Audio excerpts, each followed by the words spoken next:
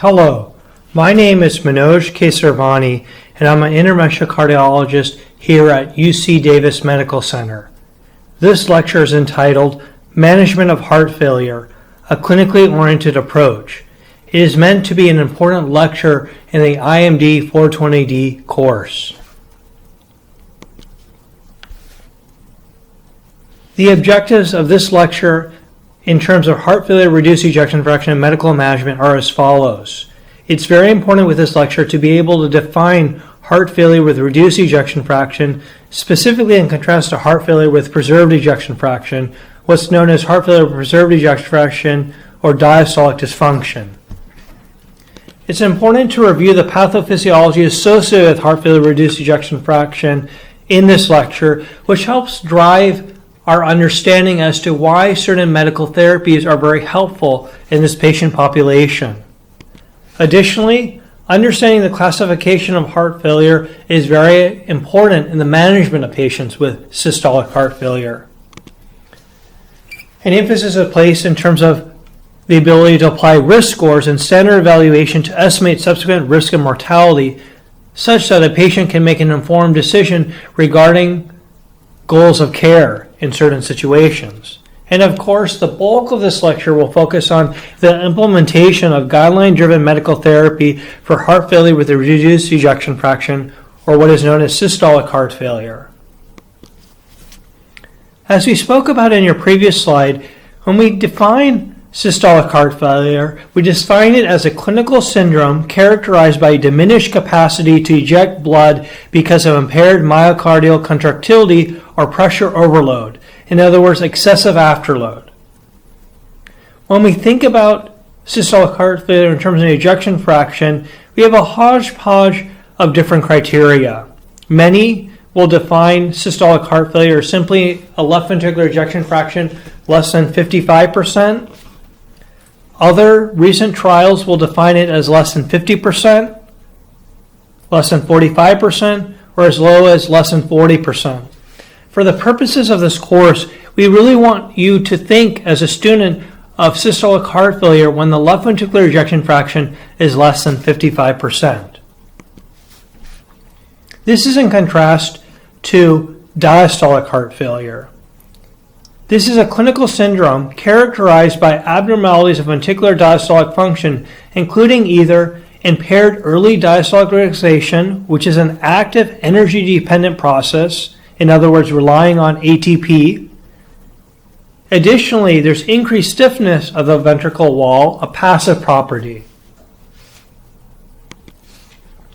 So again, as talked about in your previous lecture, when we define heart failure with reduced ejection fraction and heart failure with preserved ejection fraction, we can define fundamentally heart failure with reduced ejection fraction as being an ejection fraction generally less than 55%.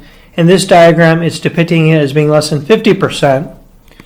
Whereas heart failure with preserved ejection fraction, the ejection fraction, as the name suggests, is in fact normal. But we have an admixture where some patients may have just a mildly reduced ejection fraction, but they fit the phenotype of diastolic heart failure much more. But the reality is that when patients have an ejection fraction of 40 to 50%, this might represent borderline heart failure with preserved ejection fraction, or resolving heart failure with reduced ejection fraction, or what is now being described as heart failure with mid-range ejection fraction. Heart failure with mid-range ejection fraction is not a clinical syndrome that we emphasize in this course, but it's something that we want you to be aware of, because again, this course cannot be taught in a vacuum. It is my belief that we will learn more about heart failure with mid-range ejection fraction and therapies that are specific to this population in the coming years. Depicted here is a Frank-Starling law, or the Frank-Starling mechanism. On the x-axis, we have left ventricular end diastolic pressure, or end diastolic volume.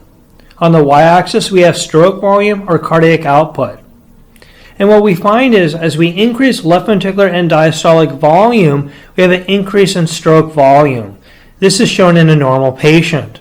Whereas a patient that has heart failure, where there's a decrease in contractile function of the left ventricle, patients of this sort have a more flat curve, But nonetheless, as we increase left ventricular and diastolic volume, we find that the stroke volume will still increase. Then there are situations where a patient may have increased contractility, such that we see the same pattern where, again, as you increase left ventricular and diastolic volume, we see the stroke volume or cardiac output increases. This is part of the compensatory mechanisms that describe systolic heart failure.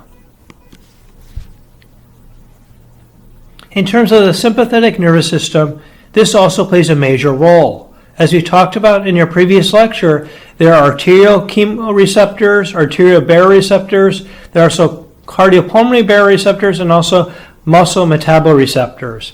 Collectively, in terms of the baroreceptors, which are located in the aortic arch and the carotid sinus, they detect a decrease in blood pressure related to systolic heart failure, and as a result, there's less stimulus sent through cranial nerves 9 and 10 to the heart center in the medulla.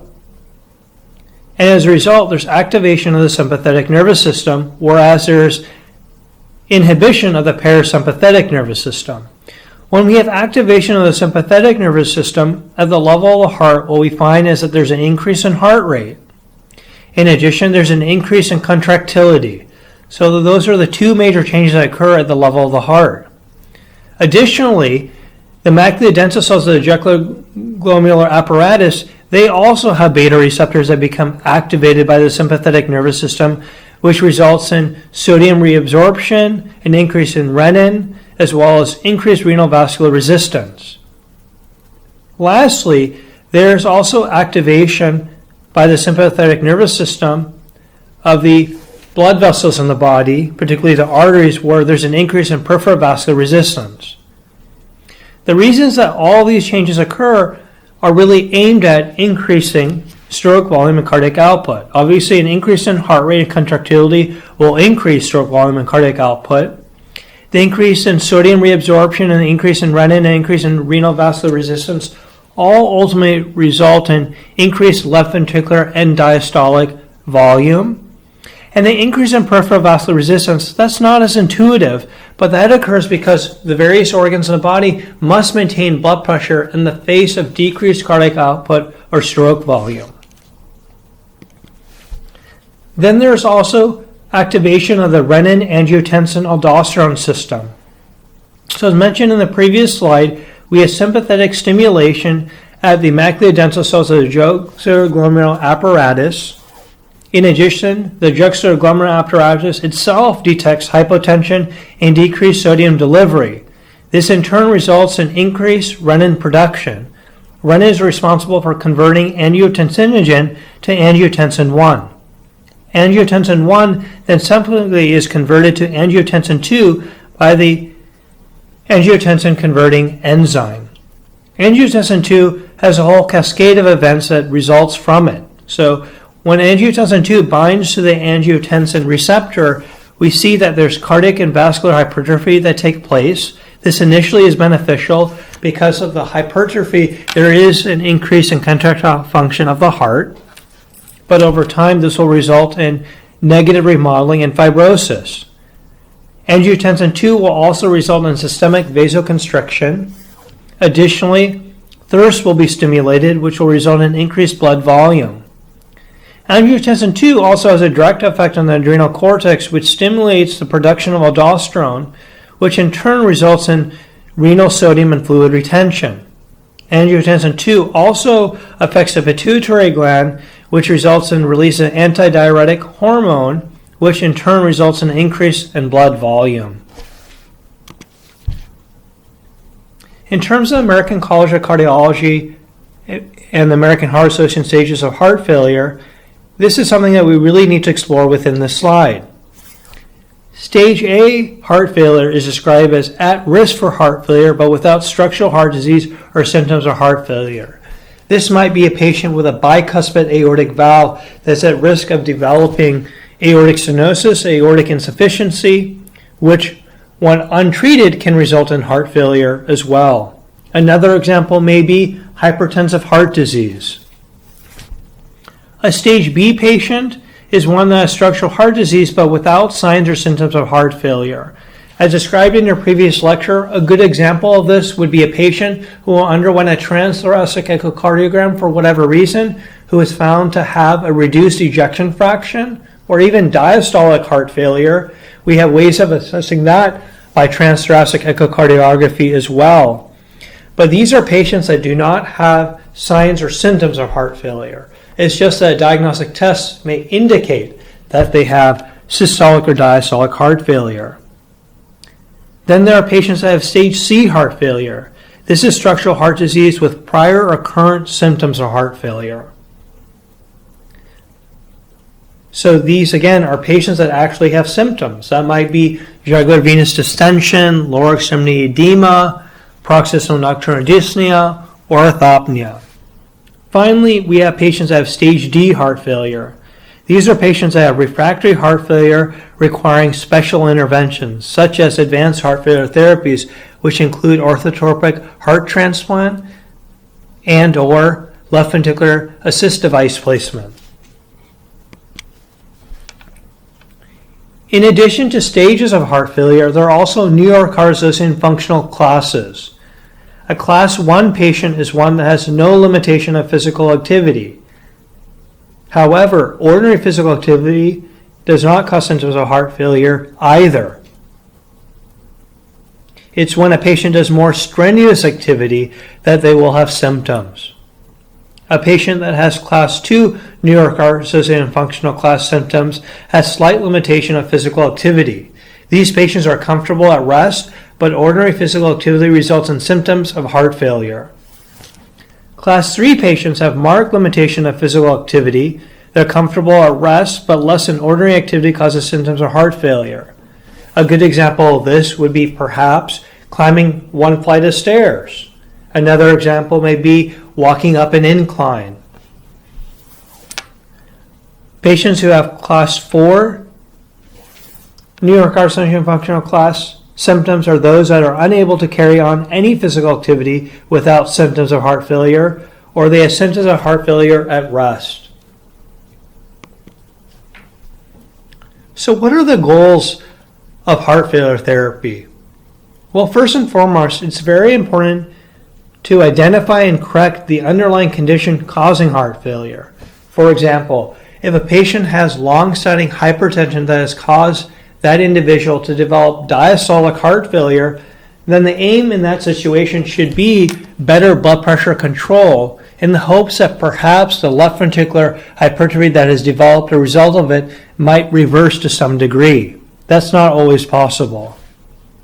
Certainly, it's very important to eliminate acute precipitating causes of symptoms. This might include excessive fluid intake or excessive sodium intake, which unfortunately is very common in the American diet. It's also very important to manage heart failure symptoms, including congestion and low output. Congestion symptoms might include, or resolving them at least, might include using diuretics so a patient does not feel as short of breath. When patients have severe low output states, they may have issues such as decreased mentation or worsening kidney function. And so in those scenarios, it is possible for patients to receive home inotropic therapy. A good example of this would be an agent like dobutamine. Additionally, it's very important to modulate the neurohormonal response, as we'll talk about later in this lecture. And of course, prolongation of long-term survival, in other words, improving mortality, is a key goal of therapy in heart failure. And as you'll see in the subsequent lecture, in this lecture in fact, that they are very important medications that can provide a survival benefit to a patient. In terms of non-pharmacologic treatment for heart failure, one important therapy is to encourage patients to limit the sodium intake to less than 2,000 milligrams per day. We also like patients to limit their fluid intake to at least 2 liters per day, but if they can get to less than 1.5 liters per day, that would be ideal. Recumbency, believe it or not, can be helpful in acute decompensated heart failure to enhance renal perfusion and diuresis. It's well known when patients go to bed at night that they have better perfusion of their kidneys and may find that they're having a lot of nocturia as a result of this. And of course, education. Education, education, education. This cannot be overemphasized. It's very important to really educate patients about their diagnosis. In fact, it's important for patients to understand the physiology of heart failure so that they can understand why the therapy that we provide to them is so critical. An exercise training program, regular physical activity, often as part of a phase 2 cardiac rehabilitation program, is very important. For example, here at UC Davis Medical Center, we have a cardiac rehabilitation program where patients with systolic heart failure are able to participate in 36 sessions. These sessions are typically 3 days a week over the course of 3 months, and they last 1 hour. And through this program, patients are able to really learn more about heart failure, improve their physical activity, and prevent, of course, hospitalizations. Let's focus now on the acute management of heart failure with reduced ejection fraction in terms of classification of patients. So any patient that presents to your clinic or even in the emergency room, it's very important to think about the slide and what this slide teaches us in terms of the classification of patients. So over here, in this area of the graph, you have a question. Is there congestion at rest? What suggests congestion at rest is there orthopnea? Does the patient have shortness of breath laying flat? Is there evidence of elevated jugular venous pressure? Are there pulmonary rales or crackles on exam? Is there an S3 gallop suggesting elevated left ventricular and diastolic pressure? Is there lower extremity edema, generalized edema, sacral edema? Those are all important questions we must ask ourselves. So, if the answer is yes, we're starting to go into this clinical profile of B. Now, the next question we have to ask ourselves, does the patient have low perfusion at rest? So, what suggests low perfusion at rest? Low cardiac output or dramatically reduced cardiac output. That is suggested by a narrow pulse pressure. Also, it's very important to feel the extremities. Are the extremities cool to touch? Obviously, hypotension, a low systolic blood pressure would all suggest, in addition to a narrow pulse pressure and cold extremities, low perfusion at rest. So in this scenario, clinical profile B, the patient has congestion at rest, but does not have low perfusion at rest. So this is a clinical profile known as warm and wet. This clinical profile is important to think about because if a patient does fit this profile, we want to focus in on diuretic therapy. Diuretics will help reduce left ventricular and diastolic volume and ultimately left ventricular and diastolic pressure as well. It will also be important to think about afterload reduction in these patients. It's very clear and evident by reducing afterload, there will be an increase in stroke volume and cardiac output, which will promote better renal perfusion so that there will be a better diuresis in such a patient. So in this patient, again, it's very important to think about diuresis with loop diuretics in particular, as well as afterload reduction. Now we have other categories to think about. We also have the cold and wet category, clinical profile C. So this is a patient that does have congestion at rest and also has low perfusion at rest. This is a patient that we're very concerned about. This is a patient that does need loop diuretics, that is key, but the patient's blood pressure may be low to the point that they may not benefit from afterload reduction. They may not benefit from an ACE inhibitor. And certainly the use of a beta blocker would not be ideal in this situation because of the negative inotropic effects of such an agent in a patient that has acute decompensated heart failure. This sort of patient may benefit from inotropic therapy. Now, another clinical profile to think about is a cold and dry patient. So this is a patient that doesn't have congestion at rest, but does have low perfusion at rest. This is a patient where we're really concerned has really advanced heart failure, and we may need to think about employing advanced heart failure therapies to assist in this patient. This patient may also require inotropic therapy at home in order to help improve that low perfusion at rest. And then finally, there's a category of patients that are warm and dry. So they have no congestion at rest and they have normal perfusion at rest. This might be a patient that is admitted to the hospital for a pneumonia and actually has no signs and symptoms of heart failure. Or alternatively, it may be a patient that you see in your student-run clinic that has a known diagnosis of systolic heart failure with a reduced ejection fraction, but is doing well on heart failure medical therapy. Let's move on now and discuss diuretics. Diuretics increase renal excretion of sodium and water. These are two effects that are very beneficial in patients that have heart failure. We talked about how the compensatory cascade associated with heart failure results in fluid retention as well as sodium retention. So we're combating that directly with diuretics. So by doing so, the following changes take place. There's a decrease in intravascular volume and venous return. In other words, we're decreasing preload as represented by left ventricular and diastolic pressure or left ventricular and diastolic volume. This will help to relieve symptoms of congestion, including pulmonary edema, lower extremity swelling, and even ascites. So that's depicted here. When we have a patient that has heart failure, when we institute loop diuretics, for example, a classic example of a diuretic, what we see is a patient is going to move from this point of the curve to this point. So yes, there's a slight decrease in cardiac output or stroke volume by this change because of the fact that we are reducing preload. However, we're moving this patient out of the pulmonary congestion category, and so that does have benefit. So when we think about the acute management of heart failure, diuretics are recommended in patients with heart failure and fluid retention. This is a Class 1 recommendation by the American Heart Association as well as the American College of Cardiology. The level of evidence that supports this is primarily observational studies, and that's why it's described as level C evidence. This has been included in this lecture because of the fact that in the treatment of heart failure, we are very evidence-based. There are multiple clinical trials that help us better understand why therapies may have a direct impact on a patient.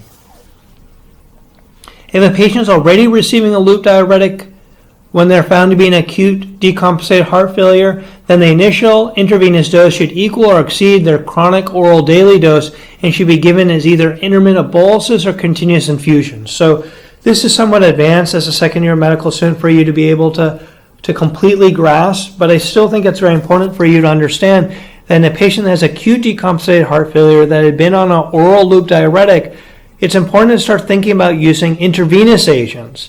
And this is related to the fact that what happens in a patient that develops acute decompensated heart failure is that they can even develop edema of the bowel wall, which affects the absorption of many medications related to heart failure, including diuretics. It's very common for patients to report when they are presenting to the emergency room with acute decompensated heart failure that their oral diuretic was not resulting in as much urination as previous. So in general, a good starting point is to administer twice the outpatient oral dose as IV to help really assist a patient in undergoing diuresis when they have acute decompensated heart failure. So the dose trial. This is the first of several trials that we'll discuss in this lecture.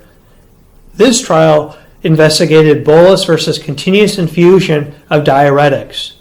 This was a randomized controlled trial of 308 patients, so a relatively small trial, with a 2x2 factorial design where patients were randomized to either bolus dosing every 12 hours or a continuous infusion of IV diuretics in the form of furosemide or high versus low dose diuretic. So the reason this is a 2x2 factorial design clinical trial is because there are two components to the trial. There was randomization to either bolus dosing every 12 hours or continuous infusion of the diuretic. And then the other component of the clinical trial was comparing high versus low dose diuretic. So the two co-primary endpoints in this trial included a change in serum creatinine at baseline compared to 72 hours later, and the global assessment of symptoms with the use of a visual analog scale and quantified by the area under the curve. And so the concern in a trial like this is that perhaps if you're using a continuous infusion of diuretics, you may have worsening renal function because of the aggressive use of a diuretic in that scenario. So that was part of the investigation in this trial. Similarly, if you're using a high dose of diuretic, you may expect that there may be a worsening in renal function represented by an elevation in creatinine. So when we look at this graph here, on the y-axis we have change in creatinine, on the x-axis we have the various groups in the trial. So when we compare bolus versus continuous loop diuretics, what we see here is that there is no statistically significant difference in terms of the change in creatinine.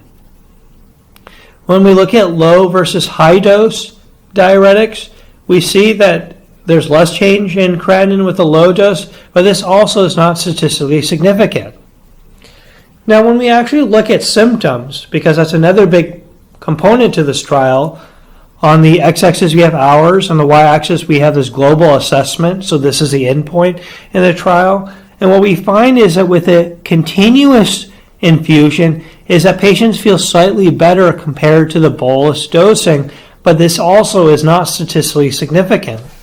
However, when we look at high versus low dose, what we find here is that patients that receive high dose do feel better based on this scale compared to low dose, and there's a trend toward significance. The p-value here is 0.06, so it's not less than 0.05, but there's a trend toward significance. So we use this trial, which is one of a few trials that's investigated the various ways in which we can administer loop diuretics to help dictate what we offer to a patient. In terms of acute management of heart failure, again, we're going to think about the use of loop diuretics. So the three major loop diuretics to be aware of include furosemide, torsemide, and bumetanide. So furosemide is the least potent of these loop diuretics. A dose of 40 milligrams is equivalent to a dose of 20 milligrams of torsemide, which in turn is equivalent to 1 milligram. So a dose of 40 milligrams of furosemide is equivalent to 1 milligram of bumetanide. When we think of PO and IV bioavailability, it's 1 to 2, which means that IV furosemide is twice as potent as oral furosemide. When you think about the PO and IV bioavailability of torsemide, it's 1 to 1. So they have the same bioavailability, and the same is true for bumetanide. But again, that concept that I talked to you about earlier, where patients with acute decompensated heart failure present with bowel edema, does take into effect here. So although the bioavailability is 1 to 1 for torsemide, when you think about PO to IV, and the same is true for bumetanide, it still might be better to administer IV forms of torsemide and bumetanide in patients that have acute decompensated heart failure. What's shown here is a maximum total daily dose. So for furosemide, you can go as high as 600 milligrams. With torsemide, you can go to 200 milligrams. With bumetanide, we do not exceed 10 milligrams. So as you know, with loop diuretics, it can result in ototoxicity as well as nephrotoxicity, and so that's a limiting factor in the use of all of these agents. As far as the duration of action, with furosemide, it's generally 6 to 8 hours. With torsemide, it's longer, it's 12 to 16 hours, and bumetanide is the shortest, it's 4 to 6 hours. So let's explore loop and other diuretics in more detail. So loop diuretics, as all of you know, work at the loop of Henle, as shown here. So they're inhibiting the chloride, sodium, potassium co-transporter. And again, the classic examples are bumetanide, furosemide, and torsemide. Then we have thiazide diuretics. Thiazide diuretics include chlorothiazide, chlorthalidone, hydrochlorothiazide, metolazone, as well as indapamide. And they're working in the distal convoluted tubule. We also have what are called potassium-sparing diuretics. So it's well known that loop diuretics and thiazide diuretics will result in potassium loss. And so when that's a concern, we may couple these diuretics with potassium-sparing diuretics. So those include amelioride, triamterene, as well as spironolactone. What's not listed here also includes eplerenone. That would be considered a potassium-sparing diuretic to some degree. And then we also have carbatic anhydrase inhibitors. We shouldn't forget those. And so those, as the name suggests, inhibit carbatic anhydrase, and so those also have a diuretic effect as well. And lastly, what should be emphasized here is that in patients that are really refractory to loop diuretics, one trick that we have in our back pocket is that we can use sequential nephron blockade. What we mean by that is that we often will provide a patient with metolazone 30 minutes prior to receiving the loop diuretic. So we're not only inhibiting the loop diuretic, we're not only inhibiting the co-transporter in the loop of Henle, we're also inhibiting the transporter that's located in the distal convoluted tubule that thiazides act on. And so that can be very beneficial to promote a greater diuresis. So another key component to the acute management of heart failure is vasodilator therapy. So the aim of vasodilator therapy is to reduce the increase of left ventricular and diastolic pressure and afterload that's associated with activation of the renin-angiotensin-aldosterone axis in heart failure. So I would really think of vasodilator therapy as an agent that is primarily going to reduce afterload, but it can have an effect in reducing preload if it's a venodilator. And a good example of that, when we think about vasodilator drugs, are nitrates. So nitrates have a venodilation effect. In fact, that is their primary effect. So oftentimes when a patient presents with severe pulmonary edema, what we'll institute are intravenous nitroglycerin or nitroprusside, sodium nitroprusside that is, which can help reduce pulmonary congestion by being a venodilator. But in truth, sodium nitroprusside is really a mixed vasodilator, as are ACE inhibitors, as well as ARBs, alpha antinesia blockers, alpha-2 central agonists as well, and an agent called naseritide, which is basically a synthetic form of B-type natriuretic peptide, which has a vasodilatory effect as well as a diuretic effect. And so again, these are mixed vasodilators that have effect on both the venous side and the arterial side. And then we have arterial dilators that increase cardiac output by a reduction in afterload, in contrast to these pure venodilators that primarily are going to have effect in terms of reducing preload. So good examples of this are hydralazine, minoxidil, and calcium channel antagonists. We have to be careful about certain calcium channel antagonists such as diltiazem, rapamycin, and nifedipine because they are associated with increased mortality in patients that have systolic heart failure. In other words, patients that have heart failure related to reduced ejection fraction. So let's talk in more detail about ACE inhibitors. ACE inhibitors can reduce the risk of death and reduce hospitalizations in patients with heart failure with reduced ejection fraction. ACE inhibitors should be prescribed to all patients with heart failure with reduced ejection fraction unless there's a contraindication. This may be a patient that has really poor renal function and has hyperkalemia. As all of you know, an ACE inhibitor will result in worsening hyperkalemia. Another instance in which ACE inhibitors may not be ideal are those that have a cough as a result of this medication, which a patient's intolerant of. So we've talked in detail already about the renin-angiotensin-aldosterone axis, where ACE inhibitors affect or have their effect in terms of this axis is inhibiting angiotensin-converting enzyme. And so because of the effect of inhibiting angiotensin-converting enzyme, you're inhibiting the vasoconstriction, the increased aldosterone, and increased sympathetic activity associated with the renin-angiotensin-aldosterone axis. However, unfortunately, you also inhibit the effect I should restate this, that what will happen is that with ACE inhibitor use is that you'll have an increased production of bradykinin. Bradykinin can result in vasodilation.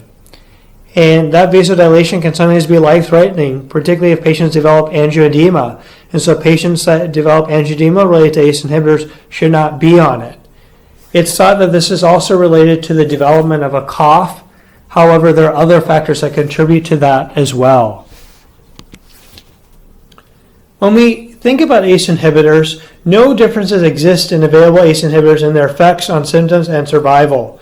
So all ACE inhibitors have a survival benefit.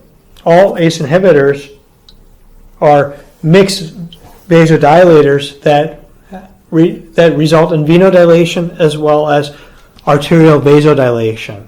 So common ACE inhibitors include captopril, enalapril, fosinapril, lisinopril, quinapril, ramipril, and trindolapril. And so we show the initial daily doses in this chart, we show the target doses, and we show the mean doses achieved in clinical trials where patients achieved mortality benefit.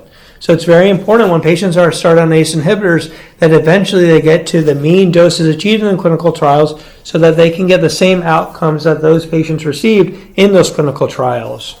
It's worth mentioning that there's an Atlas trial, which is a trial that compared patients that received low dose versus high dose ACE inhibitor. And what we found in that trial is that patients did receive a benefit in terms of survival as well as improvement in symptoms, even with a dose as low as 4.5 milligrams per day. But what we saw is that the response was directly linear in terms of these outcomes when we look at low versus high dose. So it is ideal if a patient can tolerate it to be on the mean target dose achieved in clinical trials. But remember that even a low dose of ACE inhibitor may have benefit.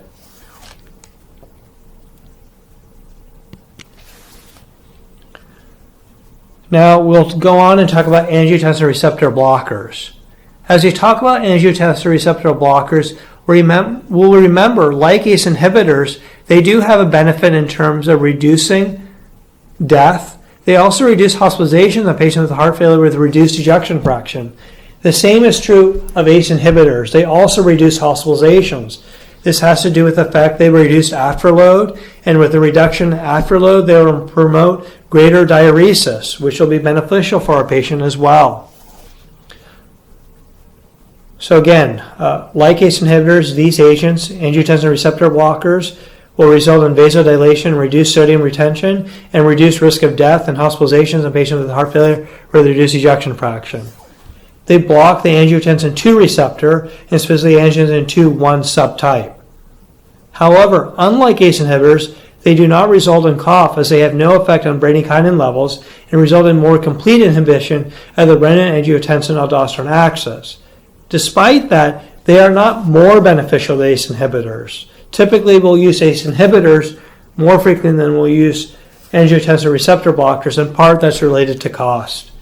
And so, as shown in this illustration here, angiotensin 1 receptor antagonists are functioning here, so that they're functioning later in the cascade, and that's why they have more complete inhibition of the renin-angiotensin-aldosterone axis. And so we have inhibition of vasoconstriction, we have inhibition of the increased production of aldosterone, and we have inhibition of the increased sympathetic activity associated with the renin-angiotensin-aldosterone axis. So angiotensin receptor blockers are recommended in patients with current or prior symptoms associated with heart failure with a reduced ejection fraction who are intolerant of ACE inhibitors. ARBs, as they are often referred to, are reasonable to reduce morbidity and mortality as alternatives to ACE inhibitors as first-line therapy for patients with heart failure with reduced ejection fraction, especially for patients already taking them for other indications. So if a patient is already on candesartan for hypertension and is found to have a systolic heart failure, reduced ejection fraction, and has had prior symptoms, then it's okay for them to stay on this medication as opposed to changing this medication, switching over to lisinopril or benazepril, for example. So shown in this table are initial daily doses for candesartan, losartan, and valsartan. So the doses are 4 to 8 milligrams for candesartan. For losartan, it's 25 to 50 milligrams once a day, and for valsartan, it's 20 to 40 milligrams twice a day. The maximum doses are shown here, and the mean doses achieved in clinical trials where their mortality benefit are also shown. So there are also other therapies for patients that have heart failure that are vasodilators. So the combination hydralazine isosorbate dinitrate functions as an effective vasodilator, which can be particularly helpful in patients who have a contraindication to ACE inhibitor or ARB. So there's what's called the VHEF 1 and 2 trials.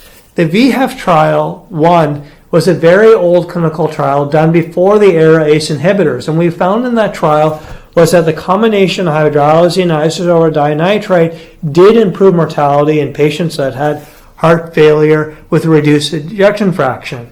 Why is this? Well, it's well known that patients that have systolic heart failure have endothelial dysfunction.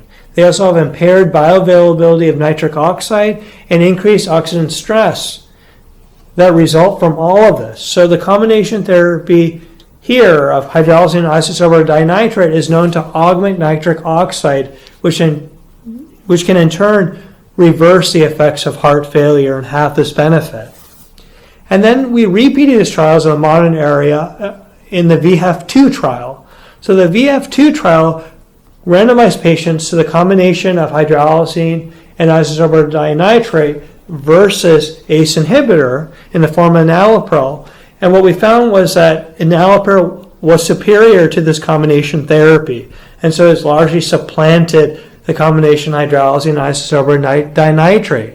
And so there's a greater survival benefit with ACE inhibitor or ARB compared to hydralazine or isosorbate dinitrate. But what's interesting in the VHF2 trial was that there was actually increased exercise tolerance that was more so with a combination of hydralazine and isosorbate dinitrate. Another key feature to this trial was in post-hoc analysis that there was a certain population that really benefited, in particular from a combination of hydralazine and isosorbate dinitrate, and that was the African American population. And because it was a subgroup analysis, an ad hoc analysis, it was repeated in form of the African American heart failure trial. So this was a trial among patients that self-identified as Black who were put on placebo therapy, or in other words, standard heart failure therapy, versus standard heart failure therapy plus a combination hydralazine isosorbate dinitrate. And what we found was that a mortality benefit was conferred upon patients with heart failure, systolic heart failure that is, who self-identify as Black that use this combination. So, very important information. This is great to identify an effective therapy for this population since heart failure is known to disproportionately affect African Americans. Again, this is a great finding. Let's move on now and talk about inotropic therapy. Inotropic therapy improves myocardial contractility when systolic function is impaired. It should not be used in diastolic heart failure. What happens with this inotropic therapy that there's increased force contraction via increase in intercellular calcium. So whatever the inotropic agent that is used, there are several, they ultimately all result in an increase in intercellular calcium. That is why they're often sometimes referred to as calcitropes. There are other agents that are being developed that are able to augment myocardial contractility that don't quite work that way. You do not need to worry about that for the purpose of this course. They're in the pipeline and not available currently, but it's our hope that they'll be available in years to come. As a result of using inotropic therapy, stroke volume and cardiac output are augmented at any given ventricular and diastolic volume. So what we see here is when we have a patient that's on the heart failure curve here, we already talked about the effect of diuretic therapy, what we find with inotropic therapy is that actually we can shift this curve up and to the left here such that for any given left ventricular and diastolic pressure with this inotrope, we can have a greater increase in stroke volume or cardiac output. So inotropic therapy includes dopamine, which is an alpha beta adrenergic agonist. We also have dobutamine, which is a mixed beta adrenergic agonist and vasodilator. And then we have milrinone, which is a phosphodiesterase inhibitor, which in particular has effects in the pulmonary arterial vasculature. It can cause vasodilation there, which can be beneficial in patients that have pulmonary hypertension or pulmonary congestion. They're used in the IV form in hospitalized patients with decompensated heart failure or cardiogenic shock. In fact, dopamine, dobutamine, and milrinone are only available in IV formulation. Patients must have systolic dysfunction, as we've talked about. They are not effective in patients that have diastolic dysfunction. And all inotropic agents that are available, these three in particular, enhance cardiac contraction by increasing the intercellular calcium concentration, thus augmenting actin-myosin interaction by the impact in terms of excitation coupling that's enhanced. So let's talk about inotropic therapy in a little more detail. So in addition to the dopamine and dobutamine that we already talked about, there's norepinephrine, epinephrine, and isoproterenol. Their effects are related by what receptors they activate. Let's move to the bottom portion of this graph here. So in the heart, we have the beta-1 receptors. So dopamine is going to have an increase in contractility through mediation of those beta-1 receptors. Then at a skeletal muscle level, we have alpha receptors and beta-2 receptors. So activation of beta-2 receptors is going to result in vasodilation, and that is the effect of dobutamine. Dopamine does have that effect as well, but that's concentration dependent. At the skin and gut level, we also have alpha receptors as well as the dopaminergic 1 receptors. In the veins, we also have alpha receptors. And the kidney and sphincter circulation, we also have those dopaminergic 1 receptors as well as those beta-2 receptors that result in vasodilation. It's also worth mentioning that in heart failure, systolic heart failure, as we talked about in your previous lecture, that typically we see more beta-1 receptors in a normal patient compared to beta-2 receptors. But what happens over time is that not only is there desensitization to the effects of beta receptor agonists to beta-1 and beta-2 receptors, what we find is that the ratio changes of beta-1 and beta-2 receptors such that it becomes 1-to-1. And so there are essentially less beta-1 receptors, so there's less stimulus for increased contractility. So this is a good table to look at your leisure that shows the effects of dopamine, dobutamine, norepinephrine, epinephrine, as well as isoproterenol. Some of them have effects on the dopaminergic 1 receptor, some of them have effects on the alpha receptors, and some have greater effects on the beta-2 receptors compared to others. But it's really, what's common about them is they all have effect on the beta-1 receptor to help improve contractility. What's shown in this graph is several inotropic agents that we talked about before, dopamine, dobutamine, and milrinone. Here are the infusion doses that we typically use, the starting dose. Here are some examples of starting doses. Some of it will start even lower in certain patients, as shown here. Shown here are the hemodynamic effects in terms of cardiac output, heart rate, systemic vascular resistance, as well as a pulmonary vascular resistance. We have adverse effects of some of these agents, which include headache, tissue necrosis, the effects in terms of blood pressure. Sometimes we can have a lot of vasodilation with dobutamine, so we have to be careful with that. We also have to be careful with monoamine oxidase inhibitors with these agents. And with milrinone, we have to be careful about renal dosing. We have to monitor liver function tests as well. Another very classic inotrope that you know about from your pharmacology course is digoxin. Digoxin reduces the risk of hospitalization and improves symptoms in patients with heart failure with reduced ejection fraction, but does not improve mortality. This is a frequently asked question on our exam, as well as the NBMB shelf exam, as well as USIMILE Step 1. So let's talk about the effect of digitalis. So digitalis inhibits the sarcolemmal sodium-potassium ATPase, causing intercellular sodium rise. That's shown here. Intercellular sodium rise because of the fact that you're inhibiting the sodium-potassium ATPase. The increased cytosolic sodium reduces the transmembrane sodium gradient. Thus, the sodium-calcium exchanger drives less calcium out of the cell, and so there's actually increased cytosolic calcium. The increased intercellular calcium is stored in the sarcoplasmic reticulum as shown here, such that with subsequent action potentials, greater than normal calcium is released to the contractile elements in the cytoplasm, intensifying the force of contraction. So increased calcium and ultimately results in increased calcium-induced calcium release, which is going to intensify the force of contraction. It's also important to take a step here, or a moment here, to talk about what's called the DIG trial, the DIG trial, the digoxin trial. This trial demonstrated the importance of measuring digoxin levels. Digoxin levels greater than 1.2 or higher nanograms per liter may be harmful. And that's what's being shown really in this graph here, the narrow therapeutic index.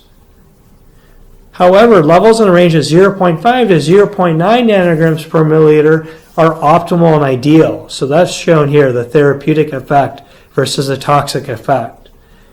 Digoxin levels below 1 nanogram per milliliter are safer and may even be more effective. So we really want to check digoxin levels periodically. It's also worth mentioning that digoxin has an effect that's modulated by gender.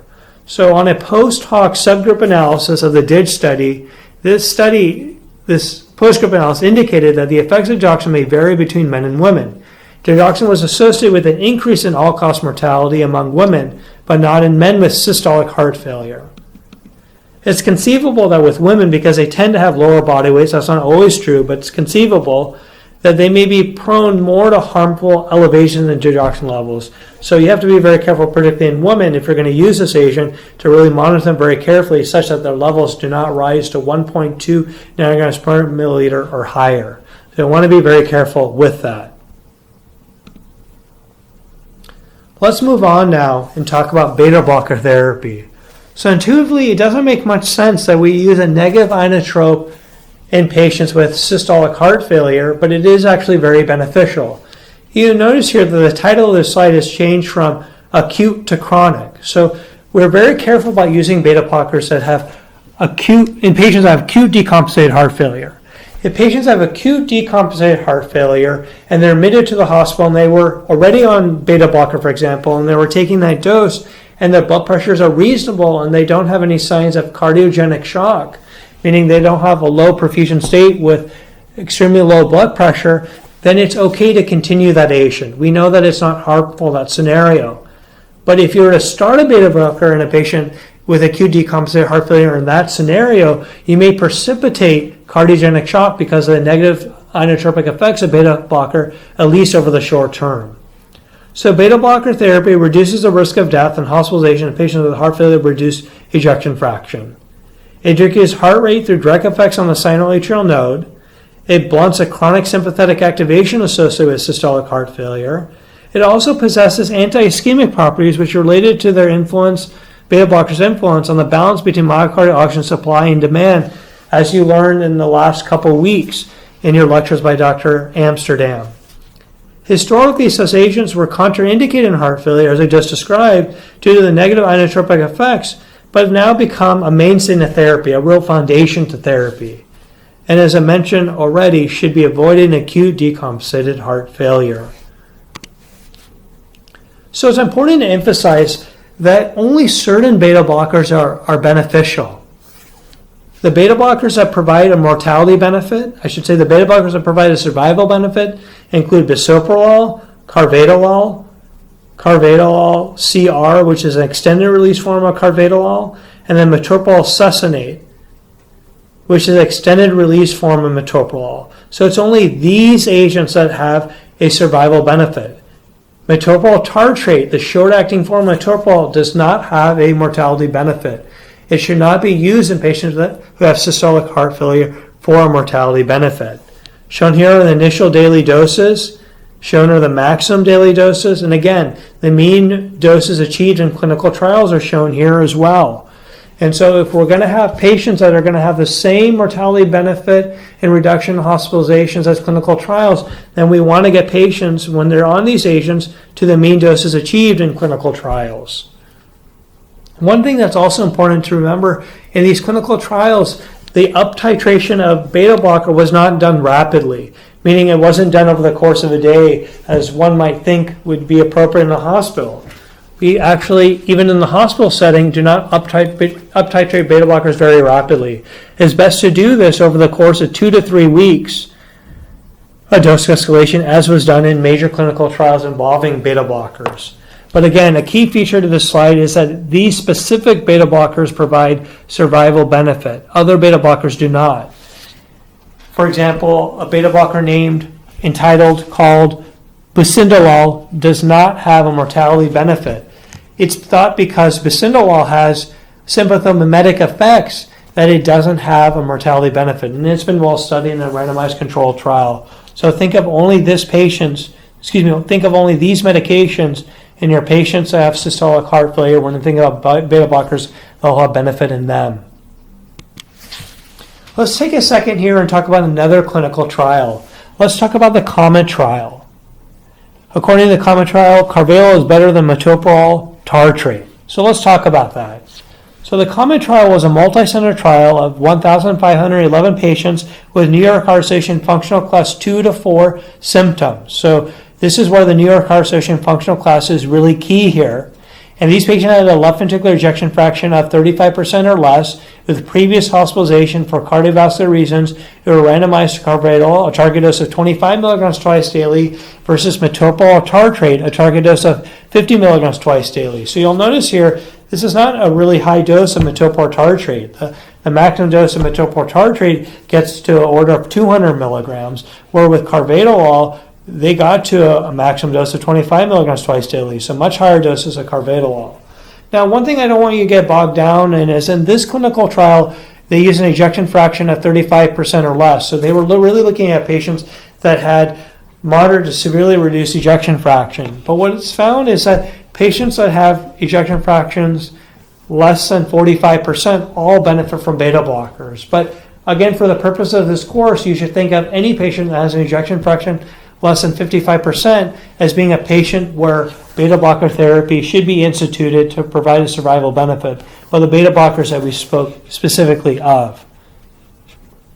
Coming back to this clinical trial, the COMET trial, so major criticism is that there were low doses of Metoprolol Tartrate used and high doses of Carvedilol.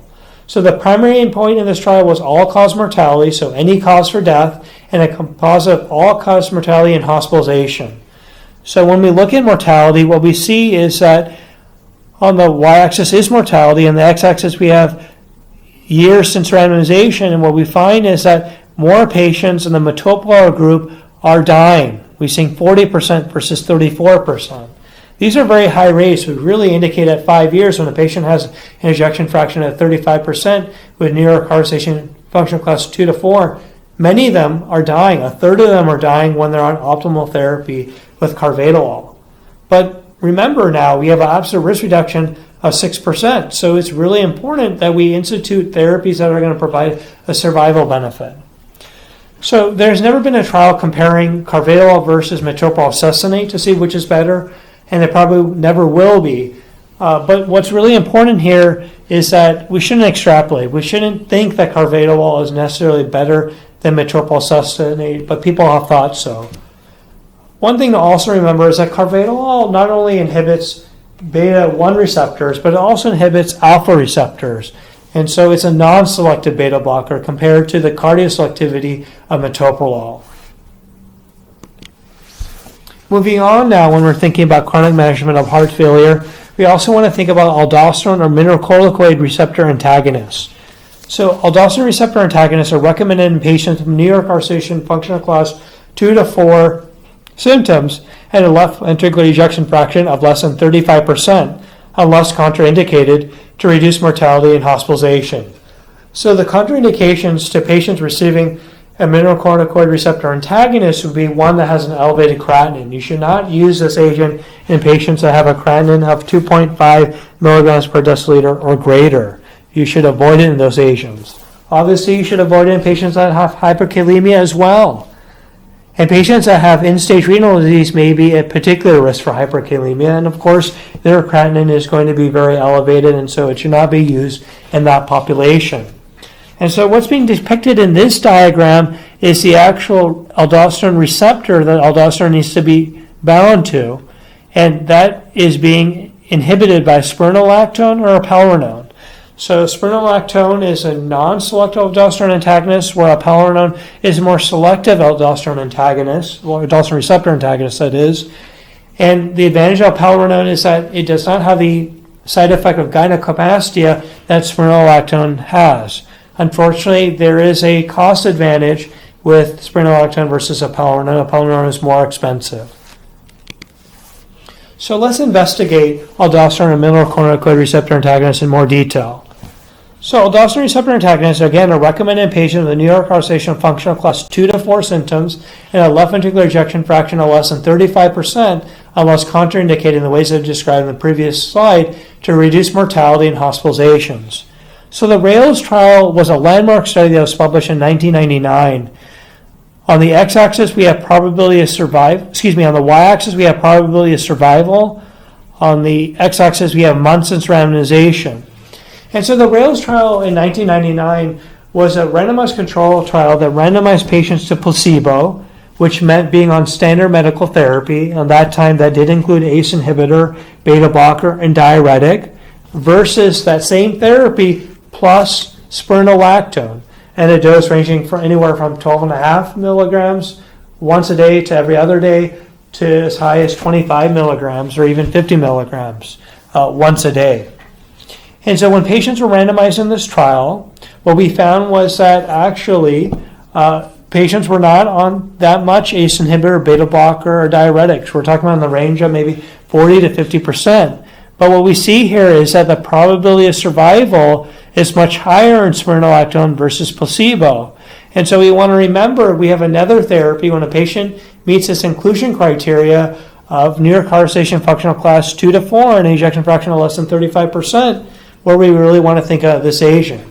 Now, I want to be careful to point out the actual inclusion criteria in the RAILS trial actually included only patients that had class 3 to 4 symptoms. So in 2011, the Emphasis HF trial was published. This was a trial where we used eplerenone compared to placebo. So in 2011, patients were on a background therapy of ACE inhibitor, beta blocker, and diuretic. But in this trial, what was different is that almost greater than 95% of patients were on these therapies. And patients were randomized to standard therapy plus eplerenone. And what we find here is that on the x-axis, when we look at hospitalizations for heart failure from cardiovascular causes, as well as death, that's not shown in here, as well as years on the x-axis after randomization, what we see is patients are doing better that were randomized on eplerenone compared to placebo.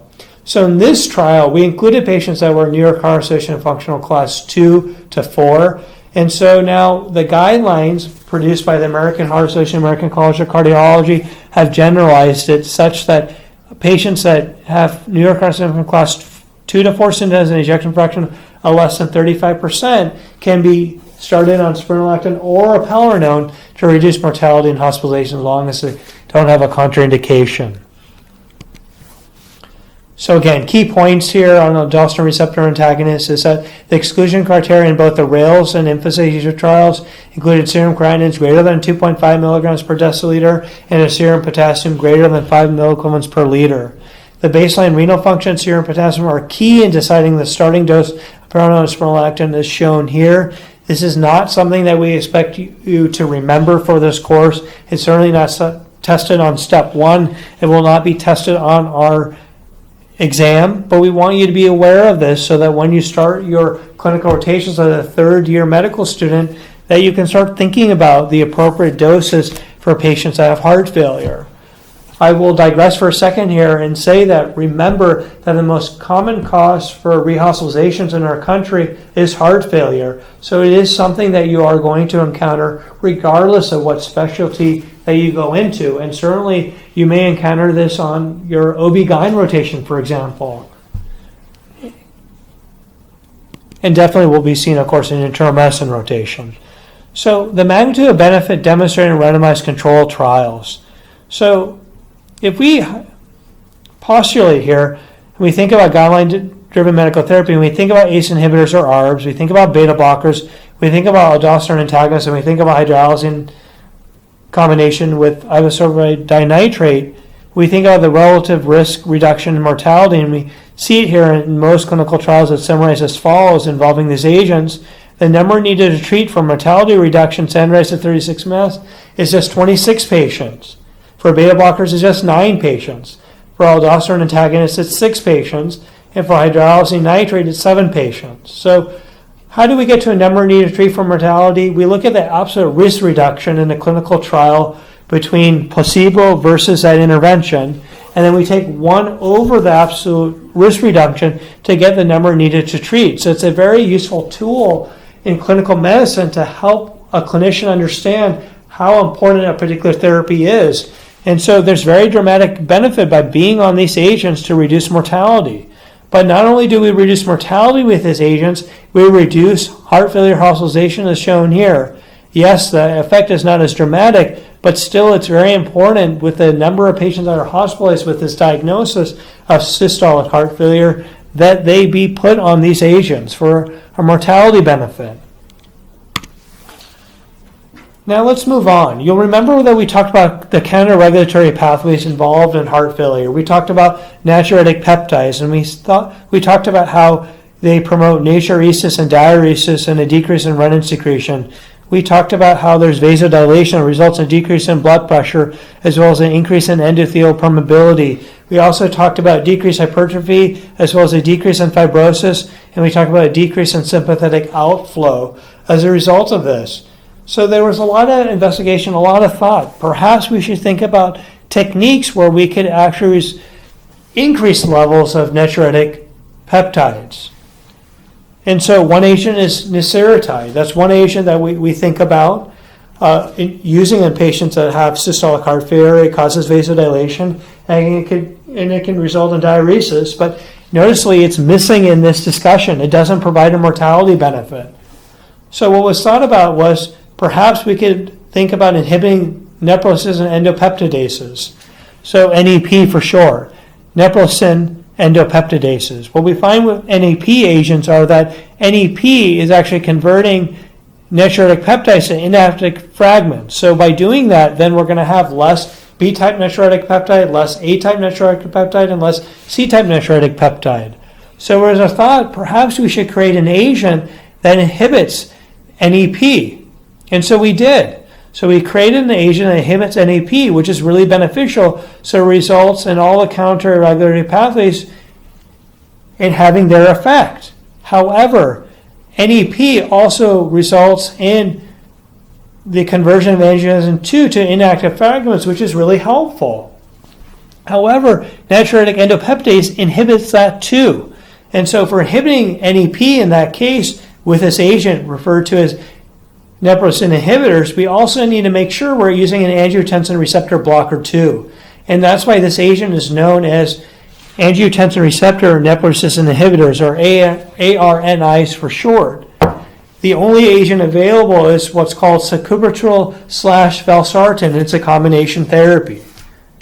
So let's talk about that in more detail in terms of the Paradigm HF trial. So this was a trial investigating angiotensin receptor neprilysin inhibitors, ARNIs for short. This was a double-blind trial of 8,442 patients, so a large clinical trial. That's very much like how cardiology trials are. Cardiovascular disease involves many patients, and so a lot of funding is available to do large clinical trials like this. So these are patients that had New York Heart Association functional class 2 to 4 symptoms and a left ventricular ejection fraction of 40% or less, who are randomized to enalapril, so ACE inhibitor, in a dose of 10 milligrams orally twice daily, which is a dose that does provide a mortality benefit, versus sacubitril valsartan at a dose of 97/103 milligrams orally twice daily. And what we found was a primary endpoint in this trial was a composite of cardiovascular death or hospitalization for heart failure. So when we look at that primary outcome, on the y-axis, we have cumulative probability of this primary outcome. On the x-axis, we have days since randomization. And what we're finding is that less patients are achieving this endpoint compared to enalapril, which is very beneficial. And then when we look at cardiovascular death in particular, again, we have cumulative probability of this on the y-axis. On the x-axis, we have days since randomization.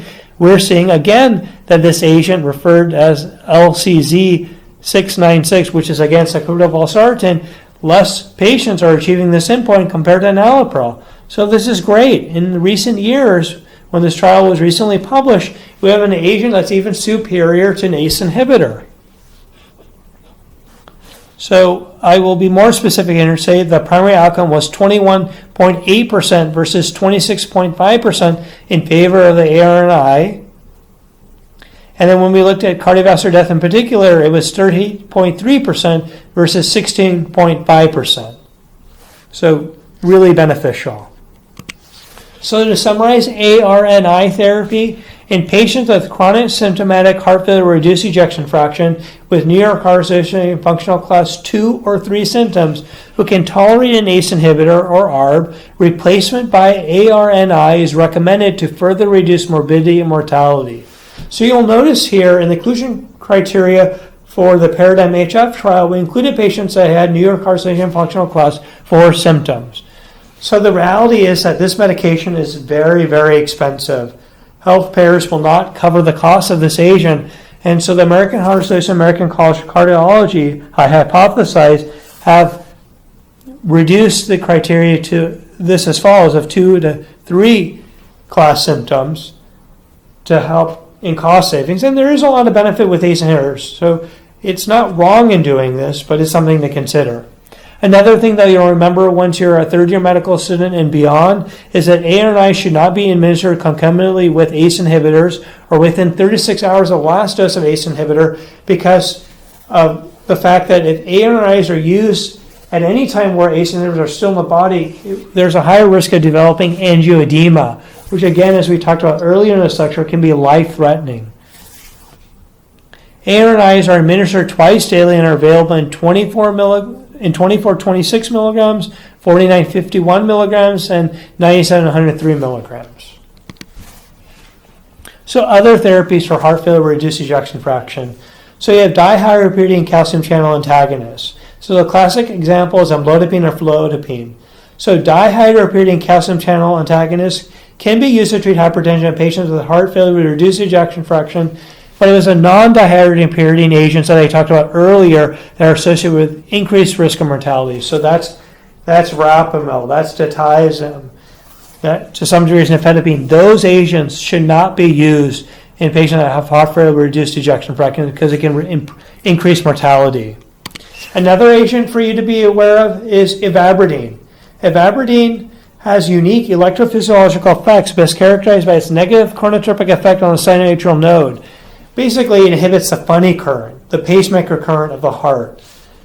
So it's best used by clinicians as a second-line drug for systolic heart failure. So it can reduce heart failure hospitalizations, primarily by reducing heart rate. We use it only in patients where their heart rates still remain on the high side. So, for example, a patient that max dose of an agent like Carvedilol, their heart rate's 70 beats per minute, we may think about instituting ivabradine. But ivabradine is only going to reduce heart failure hospitalizations. It's not going to improve survival. So it's an option. Other therapies for patients that have systolic heart failure are device-based therapies. So we think about implantable cardioverter defibrillators, an ICD. So an ICD generator is placed in a pacemaker pocket with leads that are actually threaded into the subclavian vein, ultimately into the superior vena cava, into the right atrium and the right ventricle. If it has dual pacemaker needs as well, sometimes we will put an ICD where a patient will need a dual chamber pacemaker. You don't need to focus on that. But atrial and ventricular arrhythmias are frequently associated with heart failure, which is why we need to think about a defibrillator in these patients. Ventricular arrhythmias are in particular associated with heart failure and may lead to sudden death. And that's what we're really trying to prevent with implantable cardioverter defibrillators.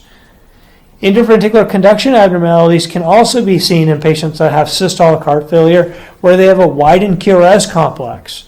They can develop what's called a wide left bundle branch, what we determine or call a left bundle branch block. So we've talked about the left bundle. When patients have systolic heart failure, they can have impaired conduction through their left bundle and develop on their EKG a left bundle branch block. So this is common in patients that have advanced heart failure. So they develop dysynchrony because of this left bundle branch block. So such abnormalities can actually contribute to cardiac symptoms because uncoordinated contraction of the right and left ventricles. So advanced pacemakers have been developed that stimulate actually not only the right ventricle and the right atrium is not a ventricle, but it actually can put a lead in the coronary sinus, which actually stimulate the left ventricle, so we can have coordinated ventricular activity from the right atrium, left atrium, down to the right ventricle and left ventricle. And these devices also can deliver a shock if they detect dangerous arrhythmias such as ventricular tachycardia or ventricular fibrillation. we will implant these devices, a defibrillator and ICD, when the ejection fraction is less than 35% in a patient that has systolic heart failure. And then we'll think about using what's called cardiac resynchronization therapy, these advanced pacemakers where we are putting or instituting a left ventricular lead, a right ventricular lead, in addition to right atrial lead, when patients have a especially wide left bundle branch block with a widening QRS. And so that's being depicted in these diagrams as shown here. Other therapies to think about in patients that have heart failure with reduced ejection fraction are advanced heart failure therapies. We have patients that continue to have extreme symptoms related to systolic heart failure despite being on maximal medical therapy. Oftentimes when patients have low perfusion, they may not even tolerate agents like ACE inhibitors or beta blockers. So in these scenarios, we think about implanting what are called left ventricular assist devices. So through a surgical approach, what we're doing is we're placing a cannula actually into the left ventricle. So the surgeon is actually creating a hole into the apex where this inflow cannula is being deposited. And then basically blood is sucked out of the left ventricle through this continuous pump, if you will, and it's pumped back into the aorta through the outflow cannula and circulates to the rest of the body.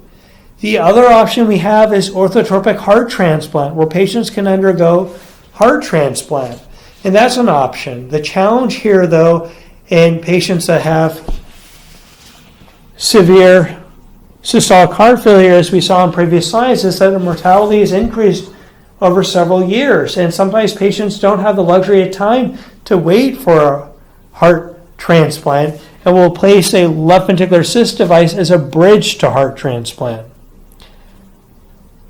I should take a second here and say that recent technological advances in terms of left ventricular assist device have resulted in 1-year survival rates greater than 70% compared to less than 25% survival rates in similar groups of advanced heart failure patients treated with medical therapy alone. So that's dramatic. So we're not making it 100% survival rates, but we're making a huge difference. And again, another option in patients with severe left ventricular dysfunction is cardiac transplantation, as again we talked about. But you want to remember, only approximately 4,000 transplants are performed worldwide each year because of a shortage of donor hearts. So it's, again, I know I'm repeating myself in the slide, we just don't have enough donors. Another thing I want you to be aware of is a Seattle heart failure model. I'm a little biased because I did my training at the University of Washington in cardiology, but nonetheless, the Seattle heart failure model is a very well-validated model that can allow us to predict survival, mortality, using the patient's gender, age, weight, New York Heart Association functional class or ejection fraction, their systolic blood pressure, the medications they're on, the doses of diuretics, laboratory studies, the devices they have in place, such as a defibrillator or that synchronized pacemaker I was referring to that has a left ventricular and right ventricular as well as a right atrial lead. And actually with this calculator, this model, we can predict how mortality improves with the use of ACE inhibitors, ARBs, beta blockers, aldosterone receptor blockers as well. So we can see all that and see what our interventions do for our patients. So now we'll briefly talk about therapy for diastolic heart failure with preserved ejection fraction. Unfortunately, this is a very challenging disease. The reason why this is a very challenging disease is that all the therapies for systolic heart failure, such as beta blockers, ACE inhibitors, they are not improving survival in patients that have diastolic heart failure. So the primary goal in diastolic heart failure is to relieve pulmonary systemic congestion. We want to identify and address correctable causes of diastolic dysfunction like hypertension or coronary artery disease if possible. We have to use diuretics very carefully as a stiffened ventricle requires higher pressures to achieve ventricular filling. So as we talked about in some of our previous slides here, that we have to be very cautious in the use of diuretic because we don't want to draw stroke volume too low in this scenario. As I mentioned already, beta blockers, ACE inhibitors, ARBs have no demonstrated mortality in patients with heart failure with preserved ejection fraction. However, aldosterone receptor antagonists can reduce hospitalizations due to heart failure with preserved ejection fraction. And again, As I said before, no role for inotropic therapy. Again, no role for inotropic agents for patients of diastolic heart failure. And so finally, the take-home messages for this lecture. Standard therapy of chronic heart failure with reduced ejection fraction should include several drugs, the cornerstones of which are an ACE inhibitor and a beta blocker. Secondly, acute heart failure can be profiled by what we talked about already, and treatment decisions can be based on these profiles. Let me restate that. Acute heart failure can be profiled by, and treatment decisions can be based on the presence or absence of either elevated left heart filling pressures, where a patient is wet versus dry, and reduced systemic tissue perfusion with elevated systemic vascular resistance, cold versus warm. So whenever we have a patient in front of us, we want to ask ourselves, is this patient wet or dry? And also we want to ask ourselves, is this patient cold or warm? It will govern what we do for that patient. Therapy for heart failure with preserved ejection fraction relies primarily on diuretics to relieve pulmonary congestion, but such therapy must be administered cautiously to avoid excessive reduction of preload and hypotension. In patients with refractory end-stage heart failure, cardiac transplantation and or mechanical circulatory support should be considered carefully in patients. So in carefully selected patients, this may be beneficial. And as always, thank you. Thank you for taking the time to listen to this lecture. I hope you will find it helpful in preparing for the second portion of this course. I'm also hopeful that many of you will be able to watch this lecture prior to your team-based learning session on cardiogenic shock from the ground up. Again, please feel free to visit this website, my website, which might provide you with additional resources to better understand the content mentioned in this lecture.